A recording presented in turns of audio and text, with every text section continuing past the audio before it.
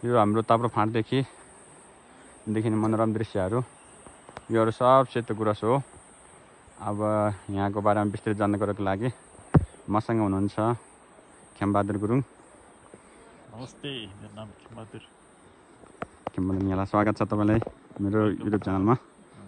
अब त्यो निलो टिन दिइरहेको नि त्यो चाहिँ यो खोला सोथार हो। यो निलो टिन देखिरहेको नि त्यो घर छ त्यहाँ होइन? खोला बना हो।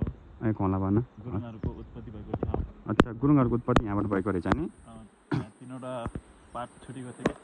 ए हजुर। खोला, त्यो खोला, पुरै खोला पनि। के खोला चाहिँ यहाँ? 3टा पार्टमा छुटेको छ। हजुर हजुर। अनि त्यहाँ राजदरबारहरू नि छ। ए राजदरबार पनि छ यहाँ है? पुरानो राजदरबार अनि पुरानो जस्तै आफ्नो भेला हुन्छ नि सभा गर्ने। सभा गर्ने त्यस्तो सभा हाल छ। अनि त्यो पुरै भग्नावश अवस्थामा छ। हजुर। पहिला त्यहाँ गुरुङहरू त्यहाँ बसेर त्यहाँबाट छुटिएर अनि अच्छा अच्छा पश्चिममा सिङ्दी यता सिले शान्तिङ अनि यता घालिगाउँ सबै त्यहाँबाट यहाँबाट भन्ने। त्यही भएर यो कोला सौथारले गुरुङहरूको उद्गम स्थल पनि भनिन्छ हो यहाँलाई?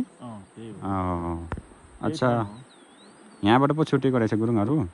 ए सिक्ले यतातिर पऱ्यो सिक्ले ताङतिङहरू अनि हाम्रो पस्काउँ यता पस्काउँ सिङ्दी भुजुङ घालिगाउँ सबै यहाँबाट छुटेको है? ए भनेपछि त यहाँबाट पो उत्पत्ति भएको हाम्रो गुरुङहरू। अच्छा।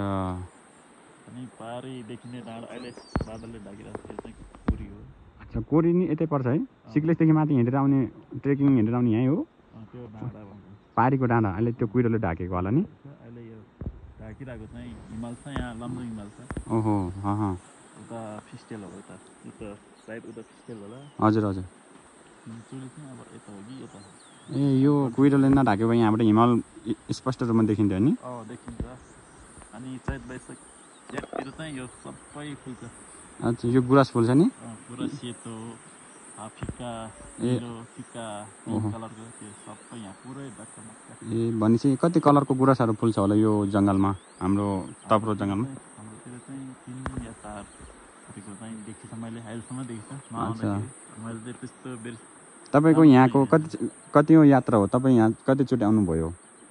3-4 चोटि होला। 4 चोटि भयो होइन? 4 चोटिमा तपाईँ आउँदा यहाँ कहिले गुराँसहरू फुलिरहेको हुन्थ्यो होला? कहिले गुराँस फुल्ने कहिले हिउँ पुरै डम्मै हुने। अच्छा, हिउँ पनि यहाँ हिउँ पनि पर्छ है? हिउँ त यहाँ त पुरा डम्मै हो। ओहो, हिउँ पर्ने रहेछ यहाँ त। हुन त हाम्रो पल्लेतिर नि पर्छ भनेपछि यहाँ त पर्नै होला होइन? पारिपट्टि पनि खतरा पर्छ होला। अब जुम्लालाई कश्मीर अफ नेपाल भनिन्छ भने हाम्रो कश्मीर त यही हो। सेम टु सेम हेरी पर्दैन। म यहाँ यसै कश्मीरको याद आइहाल्छ। ल धन्यवाद छ यहाँलाई, धेरै धेरै धन्यवाद। ल धन्यवाद।